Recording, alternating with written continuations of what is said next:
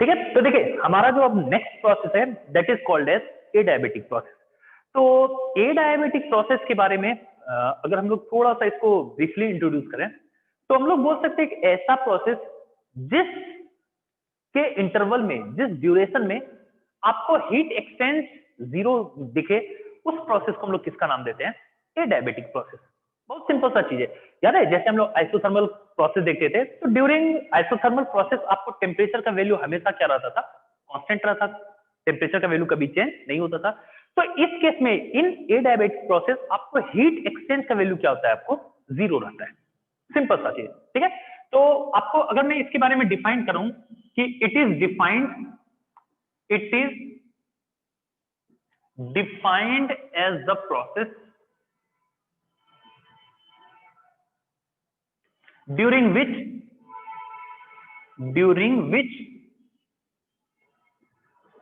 heat exchange is zero.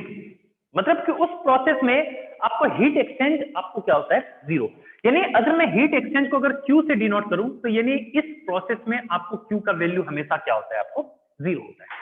Simple सा चीज है, ठीक है। तो इस प्रोसेस को हम लोग किस नाम से जानते थे? ए डायबिटिक प्रोसेस के नाम से जानते हैं। यहां तक सही है। तो देखो अगर ए डायबिटिक प्रोसेस के इंटरवल में आपको हीट एक्सचेंज अगर आपको जीरो होता है, तो अगर हम लोग फर्स्ट लॉ ऑफ थर्मोडायनेमिक्स लगाएं, फर्स्ट लॉ ऑफ थर्मोडायनेमिक्स,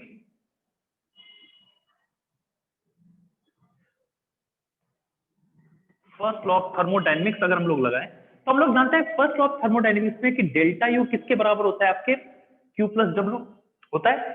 तो अगर मेरा ए डायबिटिक प्रोसेस में अगर हीट एक्सचेंज आपको जीरो होगा तो इसका मतलब आप क्या लिख सकते हो? Delta U is equal to work. और ऑब्वियस है ये वर्क कौन सा? आपको ए डायबिटिक वर्क होगा। तो हम लोग इसको इस तरह से रिलेट कर सकते हैं। बोलो सिंपल सा चीज है।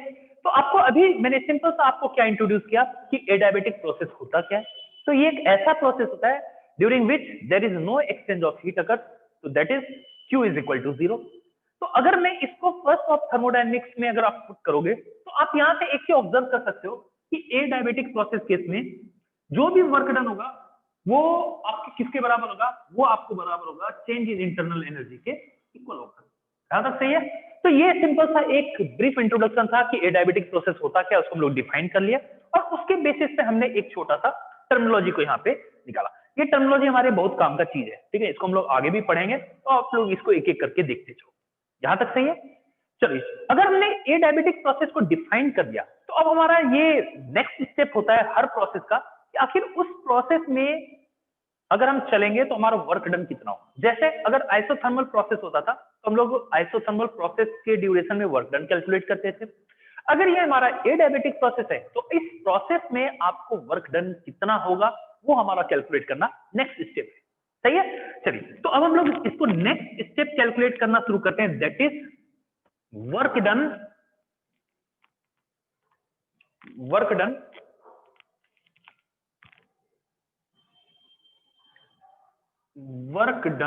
इन ए डायबिटिक प्रोसेस।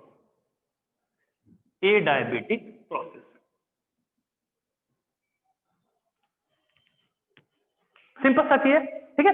चलिए अगर हम लोग इसको देखना शुरू करें, अब सबसे पहला हम लोग एक केस कंसीडर करते हैं। कि हम लोग इंटरेस्टेड हैं वर्क डन कैलकुलेट करने के लिए। कब? इन केस ऑफ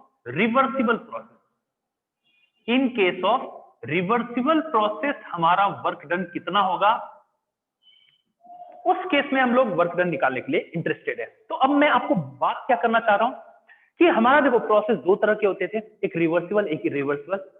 तो अगर हमारा रिवर्सिबल प्रोसेस अगर एज्यूम करें तो उस केस में ए डायबिटिक कंडीशन में हमारा क्या वर्क डन होगा वो हमारा कैलकुलेट करना अब नेक्स्ट स्टेप का। यहां तक सही है। चलिए अब हम लोग कैसे कैलकुलेट करेंगे, तो हमने अभी जस्ट एक टर्म्स हमने देखा था कि work done in case of adiabatic process क्या होता है, that is change in its internal energy. यही होता था हमारा, शायद आप इसको आपने देखा था भी। तो अगर मैं इसको लिखूं work done in case of adiabatic process, क्या आप चेंज इन इंटरनल एनर्जी को NCV T2 - T1 लिख सकते हैं? बिल्कुल लिख सकते हैं, क्योंकि ये चेंज इन इंटरनल एनर्जी का इन terms of molar heat capacity हमारी ये फॉर्मूला होता है। ठीक है, ये आपको molar heat capacity at constant volume होता था। तो हम लोग उसको एक एक करके भी देखेंगे। तो मैं अगर इसको यहां पे सिंप्लीफाई करूं तो मैं एन सीवी को अगर मैं आर के टर्म्स में लिखूं तो इसको लिख सकता हूं R minus gamma minus 1 into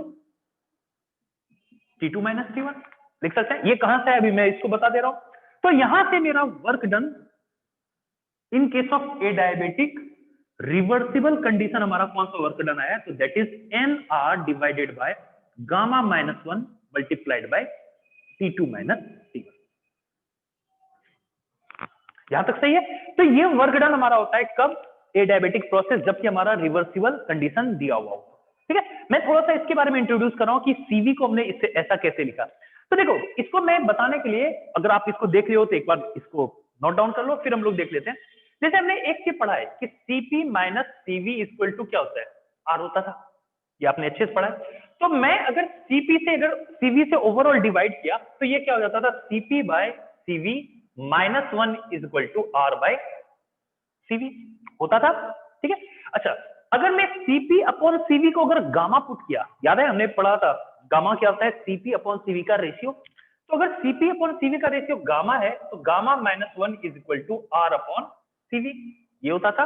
और अगर मैं यहां से अगर मैं सीवी निकाल लिया तो इसका वैल्यू क्या था, R divided by gamma minus, इसका वैल्यू क्या आता है, R divided by gamma minus.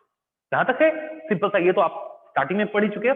तो मैंने क्या किया, इस सीवी के जगह R divided by gamma minus 1 लिख दिया। तो इस केस में मेरा एक इंपॉर्टेंट डेरिवेशन आया, that is work done in case of adiabatic reversible process. अब देखो एक चीज आप ध्यान रखना, आपको अगर ए डायबिटिक प्रोसेस में कभी वर्क डन निकालने को दिया जाए ना, तो इसमें सबसे बड़ा कॉम्प्लिकेशन क्या होता है मैं आपको बता रहा हूं। उसमें ना आपको ये सारे टर्म्स दिए हुए होंगे, वो जनरली पेपर्स में आपसे क्या करवा लेंगे ना, इन दोनों T1 T2 में से कोई एक टर्म आपको दिया हुआ रहेगा और एक टर्म आपको क्या कर देगा, अननोन कर देगा। ऑब्वियस है कि आप जब तक ये T1 T2 में अगर एक टर्म दिया हुआ है, मान के चलो T1 दिया हुआ है, एन दिया है, आर दिया है, गामा दिया है, अगर आपको T2 नहीं दिया हुआ रहे, क्या आप इस फॉर्मूले को सॉल्व कर सकते हो, क्या नहीं कर सकते। तो आपको इसमें जनरली क्या होगा ना कि इस T1 T2 में एक टर्म्स आपको पेपर में दिए हुए रहेंगे, लेकिन एक टर्म्स आपको वो क्या कर देगा, अननोन कर देगा। तो अब मेन जो हमारा मोटो होना चाहिए ए डायबिटिक प्रोसेस में, कि इस दोनों में से जो अननोन टर्म है उसको हम लोग कैसे कैलकुलेट कर रहे हैं। तो उसके लिए हम लोग को कुछ थोड़े छोटे छोटे इंफॉर्मेशन हम लोग को कलेक्ट करने की जरूरत पड़ती है, जिसको कि आप लोग को भी देखना पड़ेगा। यहां तक सही है। चलिए, तो अगर मैं इसको देखना शुरू करूं यहाँ पे, तो मैं इसको अगर आपने इसको सॉल्व कर लिया, इसको ध्यान रखना हम लोग कहां पे आने वाले हैं, हमने आपको कहां पे लाके छोड़ा है कि इस दोनों में से जनरली पेपर में एक टर्म दिए हुए होंगे और एक टर्म आपसे अननोन रख लेगा। अब इस अननोन टर्म को कैसे कैलकुलेट करना पड़ेगा वो आपको थोड़ा सा ध्यान देने की जरूरत पड़ेगी। यहां तक सही है। चलिए, अगर यहां तक आपको ये टर्म सही है तो हम लोग थोड़ा सा कुछ फंडामेंटली इस पे आते हैं, कैसे हम लोग को वो अननोन टर्म को कैलकुलेट करना है। ध्यान से देखना, मैं इसको सॉल्व भी कर सकता हूं और मैं इसको आपको नॉर्मल तरीके से भी सॉल्व करवा सकता हूं। जैसे मान के चलो अब मैं क्या बोला कि आपने देखा है कि चेंज इन इंटरनल एनर्जी क्या होता था, work done in case of A diabetic. और ये आपको पता होना चाहिए हम लोग कौन सा प्रोसेस देख रहे हैं, रिवर्सिबल। ठीक है, अब ध्यान देना, क्या मैं इसको ये लिख सकता हूं क्या, N CV dt, small change in temperature को dt लिख दिया। अच्छा, क्या मैं इसको ये लिख सकता हूं क्या, माइनस पी डीवी, बिल्कुल लिख सकते हैं। ठीक है, वर्क डन क्या होता है आपको माइनस पी डेल्टा वी होता है, तो स्मॉल चेंज इन वॉल्यूम देखें तो माइनस पी डीवी लिख सकते हैं। अब एक चीज ध्यान देना, सिंपल सा एक चीज गौर करना कि अगर ये रिवर्सिबल प्रोसेस है, मैं अगेन फिर से बोल रहा हूं, ये मैं किस केस में इसको कैलकुलेट कर रहा हूं, मैं रिवर्सिबल प्रोसेस में इसको कैलकुलेट कर रहा हूं। ध्यान रखना, क्योंकि इरिवर्सिबल में दूसरा केस अपनाता हूं, ये रिवर्सिबल ए डायबिटिक के केस में वर्क डन क्या होगा वो मैं कैलकुलेट कर रहा हूं। यहां तक सही है। तो देखो, अब मैं अगर रिवर्सिबल प्रोसेस है, आपको मैंने बताया था कि रिवर्सिबल प्रोसेस में प्रेशर और वॉल्यूम को मैं हर इंस्टेंट से रिलेट कर सकता हूं। यानी इसके जगह मैं पी को अगर मैं वॉल्यूम के टर्म में लिखूं तो क्या लिख सकता हूं, N R T by P, N R T by V into DV लिख सकते हैं। तो अब देखो थोड़ा सा क्या मैं यहाँ से n ये कैंसल आउट कर सकते हैं? बिल्कुल कर सकते हैं। तो यहाँ पे क्या हो जाएगा, CV into D T is equal to minus R into T into D V by V. ध्यान से देखते चला मैंने क्या किया, कुछ नहीं, सिर्फ दोनों साइड से n को मैंने सॉर्ट आउट किया। अगर मैं CV को R के टर्म्स में लिखूं, क्या मैं ये लिख सकता हूं क्या, R by gamma minus one. ये R by gamma minus one कैसे लिखा, अभी भी मैंने लिखा था, ठीक है, into D T is equal to minus R into T into D V by V. हो गया। तो देखो यहां से R भी आपको ये कैंसल आउट हो सकता है, तो यहां पे बचेगा क्या, देखो D T by T left side में, और गामा को अगर मैं उधर लेके जाऊं तो क्या लिख सकता हूं, minus gamma minus one into TV by V लिख सकते हैं। यहां तक सिंपल सा चीज है। तो ये हमारा एक पॉइंट आ गया जहां पे कि मैं इस गिवन कंडीशन को यहां पे लाके पहुंचा सकता हूं। बोलो यहां तक सही है। अब अगर यहां तक सही है तो अब मैं क्या कर सकता हूं, देखो थोड़ा सा, अब मैं अगर इसको बोथ साइड इंटीग्रेट करूं, मैं क्या कर रहा हूं, बोथ साइड इसको इंटीग्रेट कर रहा हूं, तो इंटीग्रेट करूंगा तो क्या होगा, ध्यान से देखना, D T by T is equal to gamma minus one with negative side DV by V. Hopefully यहां तक विजिबल होगा, विजिबल है। अगर टेम्परेचर में T1 से T2 तक चेंज कर रहा हूं तो वॉल्यूम मेरा कहां से कहां तक चेंज होगा, V1 से V2। मान के चलो ये लिमिट दिया हुआ है, ठीक है। अगर मैं इसको सॉल्व करूं, क्या बोल सकते हैं, इसका वैल्यू होगा ln T2 बाई T1, ये हो जाएगा, और इसका वैल्यू क्या देगा, minus R minus one ln V2 by V1, इसका वैल्यू यही हो जाएगा, ठीक है। अब देखो इसके वजह, अब अगर यहां तक हमने देख लिया, होपफुली ये टर्म आपको विजिबल नहीं हो रहा है, ठीक है, तो मैं इसको यहां पे लिख दे रहा हूं R2 by R1 minus R minus one ln V2 by V1। Hopefully यहां तक ये विजिबल होगा, हाँ यहां तक ये विजिबल है,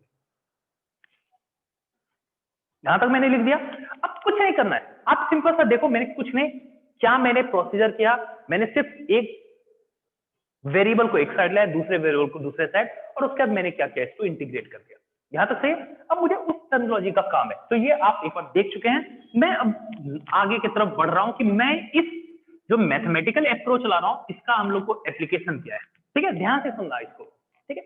तो अगर मैं उसको देखूं, अगर मैं उसको सॉल्व करूं, तो मैं अगर लिखूं यहां पे ln T2 बाई T1, मैं बोथ साइड आपको कंप्लीटली लिख के दे रहा हूं, ताकि उधर हो सकता है आपके लिए विजिबल नहीं होगा, V2 बाई V1, ठीक है। तो अगर ये हमारा आ गया, तो मैं तो ये तो लिख ही सकता हूं कि ln T2 by T1 is equal to ln V2 by V1 to the power minus gamma minus one, लिख ही सकते हैं, ठीक है। चलिए, तो अगर मैं यहां से ln को कैंसल आउट करूं, तो यहां से क्या आ जाएगा, T2 by T1 is equal to V2 by V1 to the power minus gamma minus one. अच्छा, माइनस गामा माइनस वन है, तो अगर मैं इसको थोड़ा सा फ्लिप कर दिया, तो क्या मैं ये लिख सकता हूं क्या, V1 by V2 to the power gamma minus one, बिल्कुल लिख सकते हैं। और अगर ये कंडीशन दिया हुआ है, अगर ये कंडीशन आपने ऑब्टेन किया, तो यहां तो ये भी लिख सकते हो कि T2 into V2 the power gamma minus one is equal to T1 into V1 to the power gamma minus one, देख सकते हैं। और आपको अच्छे से पता है कि अगर ये आपको T2 V2 power gamma minus one equal to T1 into V1 to the power gamma minus one है, तो इसको मैं एक जनरल फॉर्म में लिख सकता हूं कि T into V to the power gamma minus one is equal to constant. ये हम लोग स्टेट ऑफ मैटर से ये लिखना सीखते हैं कि अगर ये जनरल फॉर्मूला है, तो अलग अलग कंडीशन में ये ऐसे इक्वेट होंगे कि इन दोनों टर्म्स का प्रोडक्ट हमेशा क्या होना चाहिए, कांस्टेंट होना चाहिए। तो इसके जगह मैंने जनरली किस फॉर्म में लिख दिया, इस फॉर्म में लिख दिया। यहां तक सही है। तो ध्यान से समझना कि मैंने क्या फॉर्मूला यहां पे डिराइव किया, और ये फॉर्मूला को हम लोग आगे तक यूज करना है, ठीक है। तो मैं जल्दी से थोड़ा सा इसको रब कर ले रहा हूं, बाकी इसके आगे हम लोग का देखते हैं। तो ये जो हमने डेरिवेशन किया, इसके बेसिस पे हमने ये देखा कि रिवर्सिबल के केस में फर्स्ट हमारा एक्सप्रेशन क्या आता हुआ नजर आया इन टर्म्स ऑफ टी और बी। तो ये हमारा आ गया T into V to the power gamma minus one is equal to K, ये आ गया। और मैं भी आपको बताऊंगा कि ये मैं स्टेप, शायद आपको मैंने पॉइंट आउट सीरियसली सुने होंगे, तो मैंने बताया था कि ये स्टेप मैं क्यों कर रहा हूं, ताकि उस एक अननोन वेरिएबल को, अननोन क्वांटिटी को मैं कैलकुलेट कर पाऊं, ताकि मैं वर्क डन का वो फॉर्मूला अप्लाई कर सकूं। ध्यान से समझना मैंने क्या बोला था। ठीक है। अच्छा, अगर मैं इसको मान के चलो टी और वी के बीच में है, मैं इसको पी और वी के टर्म में कैलकुलेट करना शुरू करूं, तो पी और वी के बीच में कैलकुलेट करोगे तो इसका फॉर्मूला आ जाएगा P into V to the power gamma is equal to, क्या हो जाएगा इसका, P into V to the power gamma equal to K हो जाएगा। कैसे हो जाएगा, ध्यान से देखना, एक मैं आपको ट्रिक बता रहा हूं और ये सिंपल ट्रिक है कि आपको देखो पीवी इक्वल टू एनआरटी हमारा गैस है, अगर टेम्परेचर को इन टर्म्स ऑफ प्रेशर और वॉल्यूम लिखना है तो टी की जगह आप क्या करो ना, पी और वी को लिख दो, टी की जगह पी और वी को लिखोगे तो आ जाएगा पी और V to the power gamma आ जाएगा यहां पे, सही है। तो ये हमारा एक टर्म्स हुआ कि P V to the power gamma equal to K, यहां तक सही है, ठीक है। अच्छा, और हम लोग किसी को कैलकुलेट कर सकते हैं, एक हम लोग वी टी, हम लोग पी और टी को भी एक दूसरे से रिलेट कर सकते हैं। अच्छा, अगर पी और टी को रिलेट करना है मुझको एक दूसरे से, तो अगर v को मैं t के टर्म में लिखूंगा तो क्या मैं लिख सकता हूं v is equal to T by P, मैं इसको प्लेस कर दे रहा हूं, ये आपके लिए ट्रिक्स है। तो अगर मैं p ये है, v के जगह मैंने क्या रिप्लेस करना है मुझे, t by P to the power gamma equal to K, तो यहां से क्या फॉर्मूला आ जाएगा, t to the power gamma into P to the power 1 minus gamma equal to K. तो ये सारे आपको ए डायबिटिक केस का कंडीशन है, ये आपको ध्यान रखना है। और मैं फिर से बोल रहा हूं, ये सारे कंडीशन का एक ही मेरा मोटो है कि वो जो अननोन क्वांटिटी वर्क डन में था उसको मैं कैसे कैलकुलेट करूं, इन सब में से किसी कंडीशन को देख के मैं उस अननोन क्वांटिटी को कैलकुलेट करूंगा और वर्क डन का मैं वहां पे फॉर्मूला लगाता हुआ नजर आऊंगा। यहां तक सही है। तो ये हमारा टर्म था, that is work done in case of reversible A diabetic process. Simple सा चीज है, चलिए ठीक है। अब हमारा ये आता है, अब हमारा ये नेक्स्ट हेडिंग जो आता है दैट इज irreversible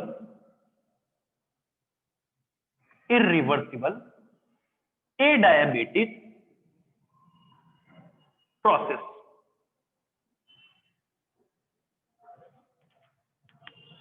ये हमारा एक नेक्स्ट आता है, पहले हमने देखा था रिवर्सिबल, अब हम लोग देखेंगे इरिवर्सिबल। इरिवर्सिबल का एक ही मेरे पास मेथड होता है यार, तो इस केस में हम लोग कैसे लिख सकते हैं इसको, आपने कैलकुलेट कर लिया था कि in case of adiabatic process delta U is equal to W A D, obvious है ये इरिवर्सिबल है तो इसको हम लोग क्या लिख देंगे, इरिवर्सिबल, देख सकते हैं।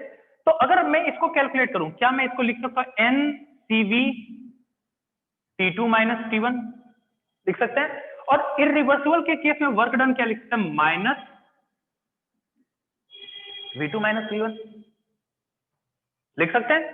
सिंपल सा टर्म है आपको, ठीक है। अच्छा, मैं थोड़ा सा इसको सिर्फ मैनिपुलेट करूंगा, अदरवाइज इसी फॉर्मूले को आप सॉल्व करोगे तो मैक्सिमम क्वेश्चन ए डायबिटिक प्रोसेस के आपके बनते हुए नजर आएंगे, लेकिन मैं इसको थोड़ा सा सॉल्व कर दे रहा हूं। That is N C V T two minus T one is equal to minus, अगर मैं v को थोड़ा सा मोल्ड करूं, देखो क्योंकि ये सारे आइडियल गैस हैं तो पीवी को क्या लिख सकता हूं, एनआरटी, ठीक है। तो अगर मैं v को लिखूं तो क्या मैं लिख सकता हूं ये, इस केस में N R P two by P two minus N R T one by P one, लिख सकते हैं। क्योंकि अगर कोई भी ए डायबिटिक प्रोसेस देख रहे हैं तो किसी सैंपल ऑफ गैसेस के लिए ऑब्जर्व कर रहे हैं, ऑब्वियसली सैंपल ऑफ गैस के लिए एन का तो वैल्यू कांस्टेंट होगा, तो हम लोग ये लिख सकते हैं। यहां तक सही है।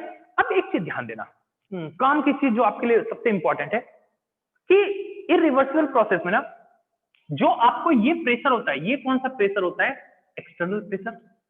ये कौन सा प्रेशर होता है, मैं इसको लिख दे रहा हूं यहां पे, ये कौन सा है, एक्सटर्नल प्रेशर। और आपका P2 जो होता है ना, ये फाइनल टेम्परेचर होता है, सॉरी फाइनल प्रेशर होता है। और फाइनल प्रेशर आपको जो भी होता है वो आपको इक्विलिब्रियम कंडीशन में एक्सटर्नल प्रेशर के बराबर होता है।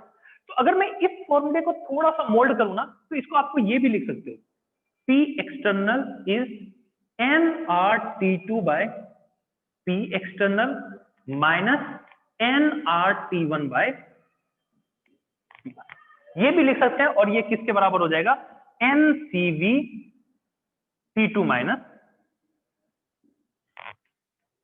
इसके बराबर होता हुआ नजर आएगा। यहां तक सही है। तो अब देखो ये इरिवर्सिबल के केस में बेहद ही सिंपल होता है। इस केस में अगर आप देखोगे सिंपल, तो इसमें जितने भी आपको टर्मिनोलॉजी दिए हुए हैं सारी टर्मिनोलॉजी दिए होंगे और एक आपके पास अननोन रख देगा, और जो अननोन रख देगा उसको आप इस फॉर्मूले से इजीली सॉल्व करते हुए नजर आओगे। ठीक है, तो ये आपको ए डायबिटिक प्रोसेस के बारे में छोटा सा इंफॉर्मेशन। इसमें ध्यान रखना कि आपको कंडीशन कौन कौन से होते हैं। ठीक है, उसके बाद आपको रिवर्सिबल और इरिवर्सिबल के केस में किस वे से हम लोग इसको प्रोसीड करते हैं। और ध्यान रखना रिवर्सिबल के केस में वर्क डन लगाने में आपको एक टर्म अननोन देगा, जिसको निकालने के लिए हमने 3 कंडीशन डिराइव किए थे। अगर इरिवर्सिबल ए डायबिटिक हो तब तो एक डायरेक्ट फॉर्मूला लगाओ, सारे डाटा दिए होंगे, जो टर्म अननोन होगा वो आप कैलकुलेट कर सकते हो, उसका एक ही फॉर्मूला है, इसके अलावा आपको कोई फॉर्मूला देखने को नहीं मिलेगा। ठीक है, यहां तक। तो ये आपको रिवर्सिबल इरिवर्सिबल ए डायबिटिक प्रोसेस के बारे में ब्रीफ इंट्रोडक्शन, और ये आज के लेक्चर पूरी तरह से ए डायबिटिक प्रोसेस के बारे में था, उससे रिलेटेड सारे टर्म्स। तो एक बार देखो इसको न्यूमेरिकल सॉल्व करने की कोशिश करो, आपके होपफुली सारे क्वेश्चन आपके इस न्यूमेरिकल से बनते हुए नजर आएंगे। याद है? सही है, ठीक, थैंक यू।